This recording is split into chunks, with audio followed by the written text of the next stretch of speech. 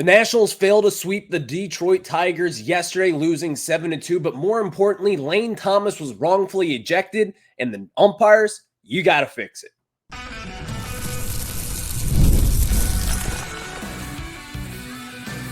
You are Locked On Nationals, your daily Washington Nationals podcast, part of the Locked On Podcast Network, your team every day.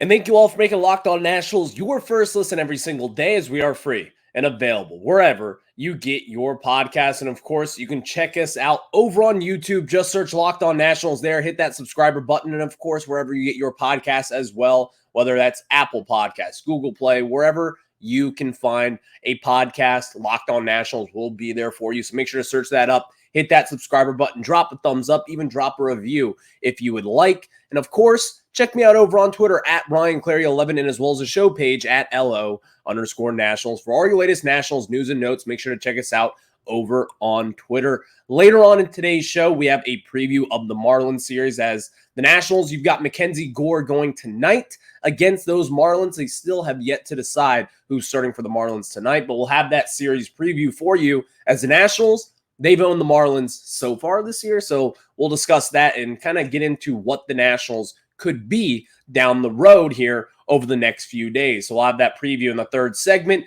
Second segment, it is a Friday. It is a Nationals Prospect Stock Report Friday. That is where you'll get your latest individual performances for your Washington Nationals prospects. And of course, to give you a little bit of a taste, there'll be Brad Lord, Dalen Lyle, Travis Sikora, Andrew Pinckney, and Philip Glasser. We'll have those stock reports for you in the second segment of today's show. You will not want to miss it. There have been some wildly impressive performances amongst those guys, and some not all that impressive.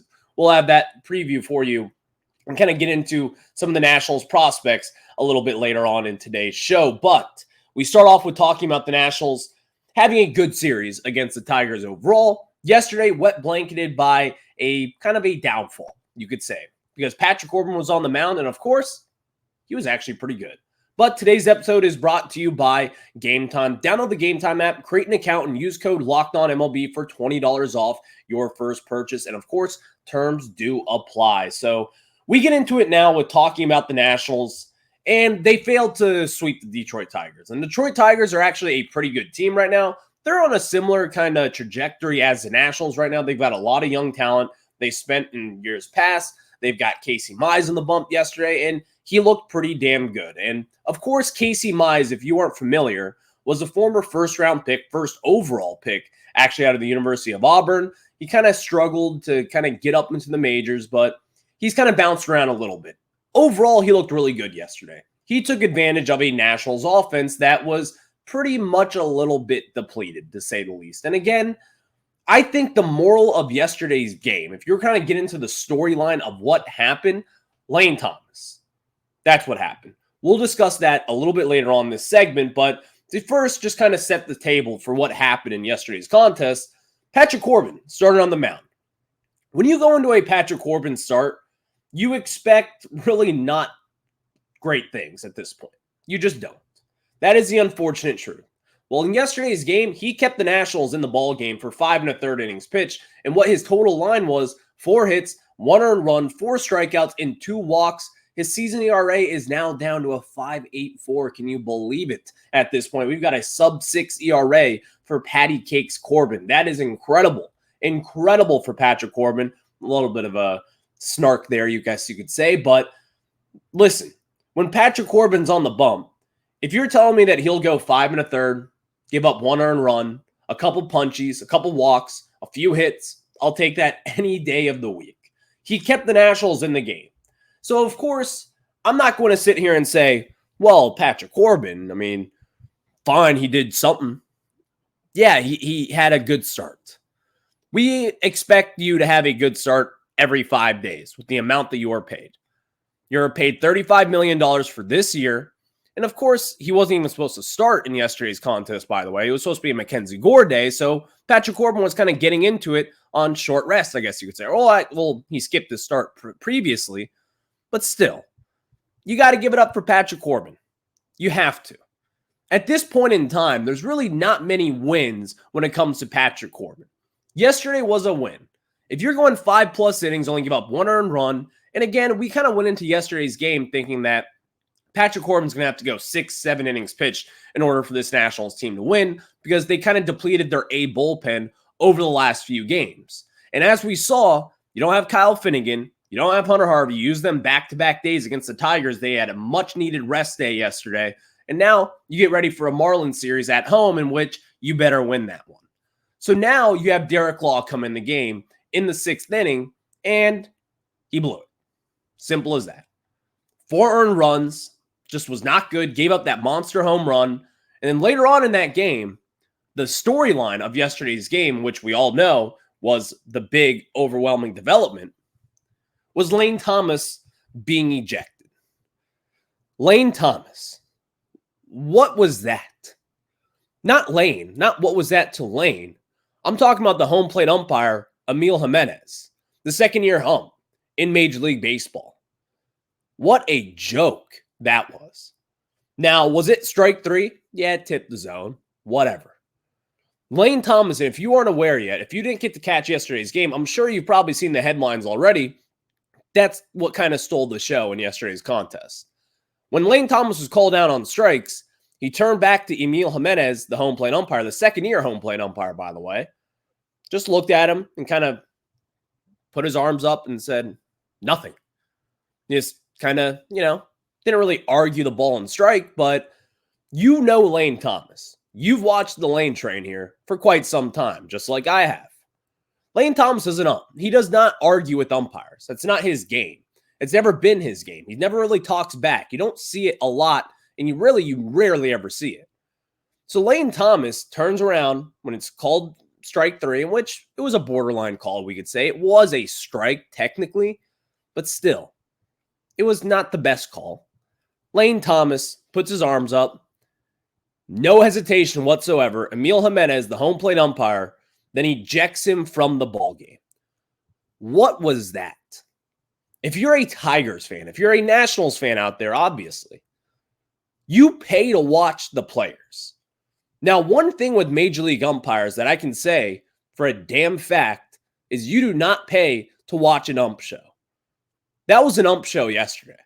That was someone who, in my opinion, very self-conscious, very kind of power-driven umpire, which you see a lot of times. Joe West in the past, he was always kind of the guy that you look at and say, he's going to eject you if you just give him the wrong look. It's always kind of the Joe West show. But not yesterday. What was that? That was an incredible joke of an umpire situation there. You turn back and say, and yes, let's kind of go back to Major League rules. Rob Manfred has kind of honed in on not arguing balls and strikes. You can get away with saying, well, come on, Emil, that's not a strike. You know that. If you're a proven vet, if you're not a young guy, which Lane Thomas is not a young guy anymore, he is a veteran of Major League Baseball. He's been around for quite some time now. Lane Thomas never even said a word. He never argued the ball or the strike call. He never did. Did he put his hands up? Sure. But come on. That is a ridiculous thing to throw someone out for. A ridiculous thing. And again, this is one of the issues now with Major League Baseball, in my opinion. This is really where you kind of hone in on the umpires and say, this is an issue that needs to be fixed. You see this more and more now. Umpires with egos. That is an issue. That is an issue across Major League Baseball, in my opinion. Even more so than missed balls and strikes. I think that is a more important issue in which there should be a strict line of where you cross. And even then, arguing balls and strikes, there is a line. You can say something like, hey, that's not a strike. You know that. And walk back to the dugout. That's fine, in my opinion. Major League Baseball says no, but in my opinion, I think it's perfectly fine. You should be able to. These guys get paid millions of dollars. Umpires get paid hundreds of thousands of dollars to call balls and strikes. I think there should be some leeway in what you can say. And most umpires do, by the way. Most umpires don't just eject guys for saying, that's not a strike, and you know that. Whoever it is behind the plate. But now, after watching what happened in yesterday's game, what a joke that was. Lane Thomas, a proven vet, someone who does not argue balls and strikes, didn't say a word. And he got ejected by the ump show that is Emil Jimenez. What a joke. I mean, I cannot say that enough. A complete joke for Major League Baseball, a complete joke for the umpire union, and more importantly, a complete joke for Emil Jimenez. What an absolute you-know-what show yesterday. Just unbelievable, to say the least. That is the storyline from yesterday's game. Talking about what Lane Thomas said or didn't say. He never said a word. And of course, there is no excuse. I'm sure if you're over on Twitter, and again, catch me over on Twitter at RyanClary11, you probably saw all the reactions of people, whether it be John Boy Media, Major League Baseball. I saw Fox Sports MLB even threw out a tweet being like, Lane Thomas got ejected for saying literally nothing. Every major media site tweeted that video out and said, he's got ejected for saying nothing. If the ump is the star of the show, in which he was in yesterday's game, if he is the headline, something is wrong. That should never be the case. And of course, the Nationals and Lane Thomas, they fell victim to the ump show, which is one of the worst qualities of Major League Baseball, in my opinion. And of course, it's going to happen at times. But still, what a joke and what a terrible ejection by Emil Jimenez. A complete joke. Thank you all for making Locked On Nationals your first listen every single day, as we are free and available wherever you get your podcasts. And now let's talk about some better things. The Nationals farm system, as you know, we've got some pretty good guys there that we'll have that discussion for a little bit later on. But now, let me tell you guys about our friends over at Tax Network USA. And guys, here on Locked On Nationals, we pride ourselves on getting you the latest news for your team, whether it's the offseason, the draft, spring training, or the playoffs. It is year-round. And you know what else is year-round? Collection season. Just because tax season is over doesn't mean the IRS will stop coming after you for unfiled taxes. The IRS can garnish your wages, levy your bank accounts, and even seize your property. Don't let the IRS target you. Let the licensed professionals and tax experts at Tax Network USA go to bat for you. And with over 14 years of experience with an A+ rating by the Better Business Bureau, Tax Network USA has saved their clients over $1 billion in tax debt. Whether you owe taxes, have complicated matters that require tax planning, or finally hit that parlay this season and need help correctly filing, call 1-800-549-1000 or visit tnusa.com/lockedon. See the link in this episode description below. And of course, visit tnusa.com/lockedon. You can see the link in this episode description below. Now we get back into it, as we've got a Nationals prospect stock report here. And if you are a first-time listener, first off, thank you. Second off, this is where you'll get your latest individual performances from Nationals prospects, whether they're top prospects or middle-of-the-pack prospects. You never really know, because the Nationals, if you aren't aware, they're starting to build a little bit of a farm system here. And we start off with a Nats stock report, of course, on Fridays and Mondays for the Major League squad. But it is a Friday, so let's get into it with the prospects. And we start off with a stock up for Brad Lord. This is the second or third time this season he's gotten a stock up from your boy. He has been incredible. You're starting to see the beat reporters. You're starting to see guys like Grant Paulson over on Twitter, Andrew Golden from the Washington Post recognize him.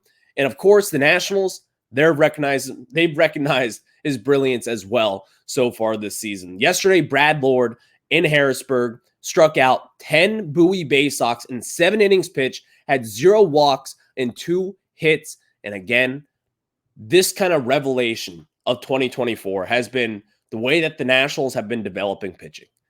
This one you cannot say Sean Doolittle for. Sean Doolittle has not touched Brad Lord up at this point. He had 1 start in high A Wilmington, got bumped up to double A Harrisburg, and since then has just been incredible. And even then, his 1 start in Wilmington was wildly impressive as well. His season has been insane. A 1.46 ERA in 12 starts, 67 2/3 innings pitched, 71 strikeouts on the season as well, a 199 batting average against. Brad Lord is now someone that should be on everybody's radar. He was not a high pick. He was a 20th round pick a few years ago, Brad Lord is now someone in which the Nationals, he should be in every top 30 for MLB.com, Baseball America, as far as Nationals prospects go. If you look at the sites, you won't really see him all too much anywhere.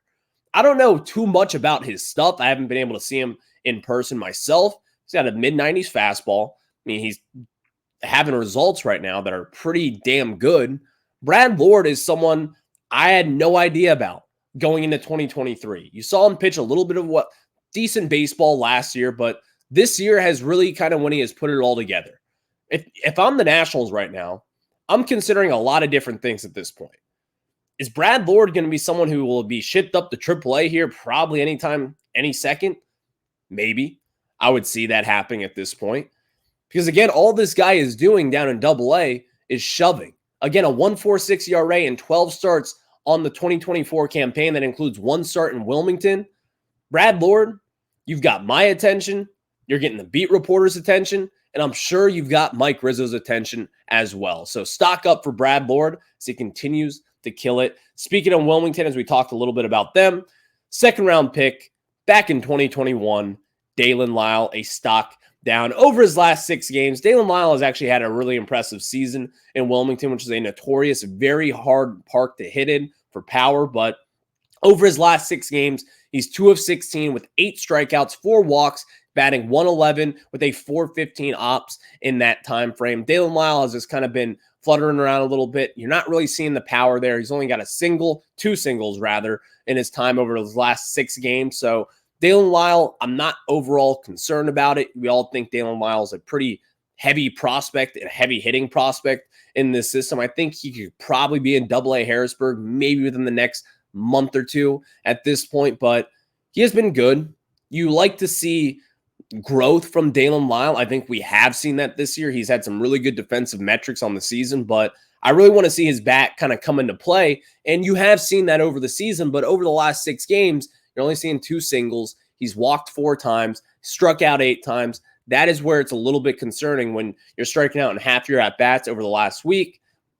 That's why his stock is down as of right now. But someone whose stock is not down, we got to stock up for third-round pick in last year's draft, Travis Sikora. The Nationals are starting to become a pitching factory here. You heard me say it. They are. You've got Brad Lord to stock up. Travis Sikora, he's in that equation as well now. Over his last 5 starts in Fredericksburg, he's got 19 2/3 innings pitched, 12 hits, 27 strikeouts, 7 walks. He's got a 1.145 whip on the season now, 11.4 Ks per 9 on the season as well.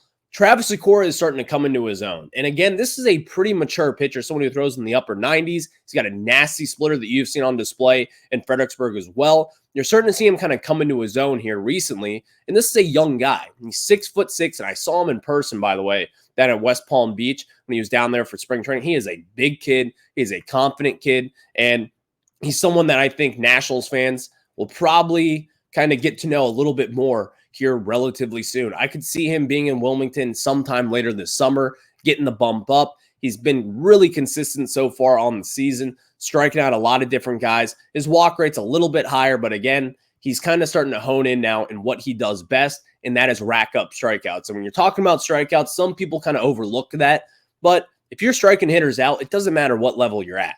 That means you got good stuff. Travis Sikora has the stuff, in my opinion, to be a really good pitcher in this organization. And again, it's an exciting time as you see guys like Mitchell Parker come through. You have Jake Irvin over the last year and all these different guys, DJ Hers, who have really kind of taken step ups.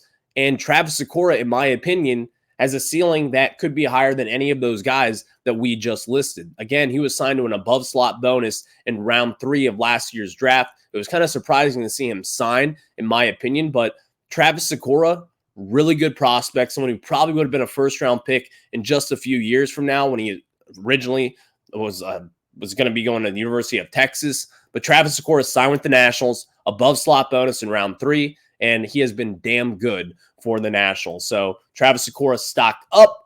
That means we got to stock down for Andrew Pinckney. Andrew Pinckney has kind of had a weird up and down season for Harrisburg so far this season. He's 3 for 22 over his last 6 games. He's got a 360 slug on the season, in which last year he was killing the baseball across multiple different levels in rookie ball, Fredericksburg, Wilmington, and then Harrisburg as well. He's got a 673 OPS on the season and 65 strikeouts to only 12 walks across the season in Harrisburg. Andrew Pinckney is kind of one of those lottery ticket prospects in which he's not really expected to be a guy for the Nationals down the line. He's not really expected to be a starting outfielder, but he has a lot of power. He's got a lot of potential, as we saw last year when he just killed the baseball as soon as he got plucked into the minors after being drafted out of the University of Alabama in the mid-rounds there.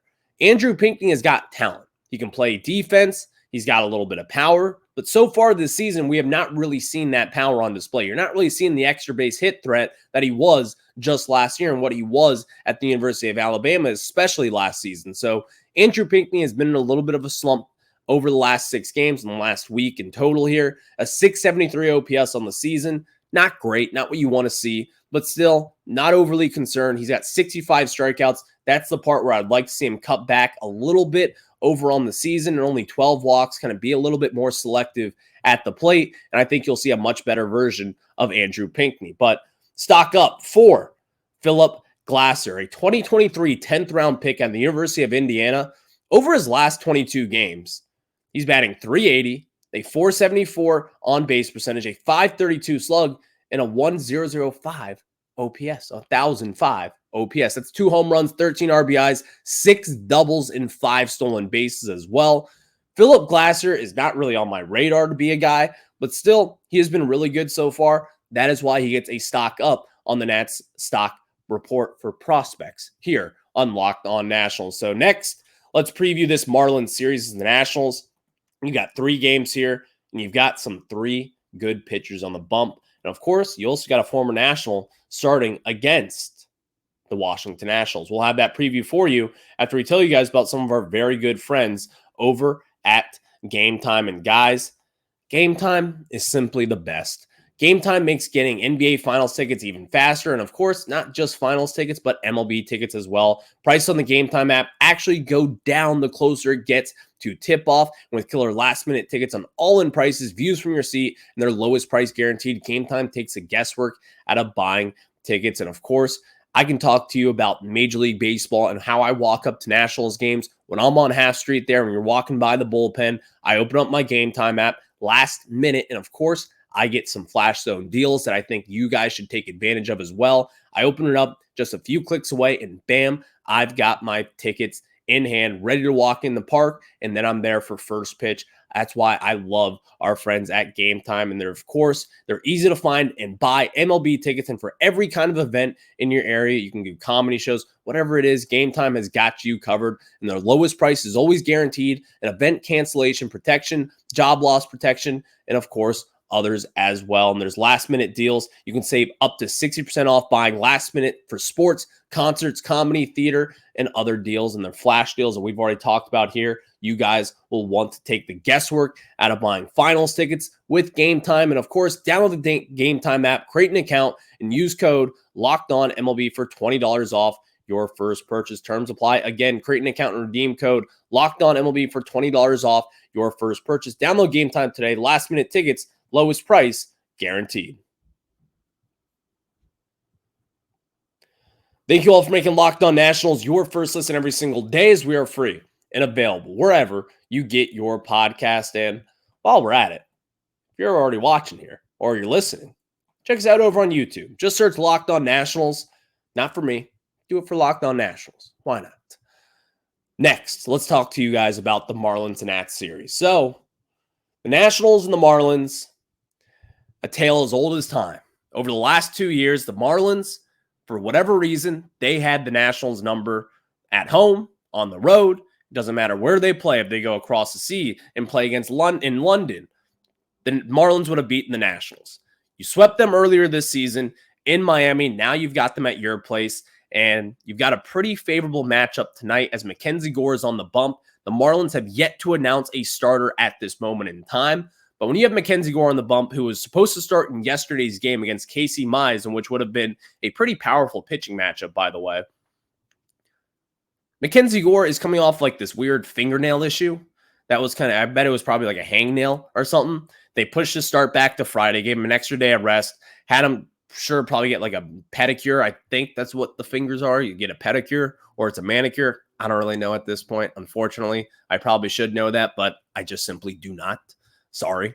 But he's fine now. He's going to be starting today's game. It's not a blister issue, which he did deal with over the course of last season. So MacKenzie Gore on the bump tonight. You feel good about that. It's going to be a warm, humid night in DC. And then tomorrow, which is going to be a beautiful day, by the way, you've got left-handed pitcher Trevor Rogers, who was at one point in time a high prospect for the Marlins, has struggled so far this season against DJ Hers, another left-handed pitcher. And then on Sunday, former National, Jesus Luzardo. If you aren't familiar, he was drafted by the Nationals just about 7-8 years ago. And Jesus Luzardo was in that big trade that sent Doolittle and Ryan Madsen to the Nationals back in 2017. Jesus Luzardo and Blake Trinan, they went over to the Oakland A's, and Jesus Luzardo kind of flourished there, was then traded to the Miami Marlins, and he has really taken it off since. But so far this season, he has been really not all too great. He was going to be a main trade piece for the Marlins. I still think he gets traded and they'll probably get a decent package in return. He's a solid starting pitcher. He's really taken some step ups over the last 2 seasons here, but he's got nasty stuff. But unfortunately for him, he's going up against Money Mitchell Parker. Mitchell Parker, I'm not going to doubt him anymore. You can't doubt him at this point. He's going to go out there. He's going to pound the zone with strikes. He's going to get strikeouts. He's going to go 6 innings pitched, maybe 7 innings pitched if we're lucky. And Mitchell Parker, that's the game that I'm really circling on this calendar. It's a damn good pitching matchup. And if you haven't noticed, the Nationals, they've got 3 left-handed pitching matchups this weekend. And of course, the Marlins in tomorrow's game, they got Trevor Rogers. And then you have Jesus Luzardo. So there's going to be a lot of left-handed pitching. I look at Lane Thomas, as I always do when it comes to left-handed pitching. He's going to have a little bit of a chip on his shoulder over the weekend after getting tossed in yesterday's game. If I was you, I'd go over to FanDuel, and this is what I'm going to do. Over these next 2 games, on Saturday and Sunday, Lane Thomas, I guarantee it, will hit a home run at some point, maybe even 2. So book that with our friends over at FanDuel, and that is what I will do this weekend. So enjoy the weekend. We will catch you guys up on Monday as the Nationals hopefully sweep the Marlins and get back on the right track, as they have been red hot, but they dropped yesterday's game. Hopefully no ump shows this weekend as well. How about that? That is what we hope for here on Locked On Nationals. But I'll catch you guys on the flip side. Have a good one. Enjoy some baseball.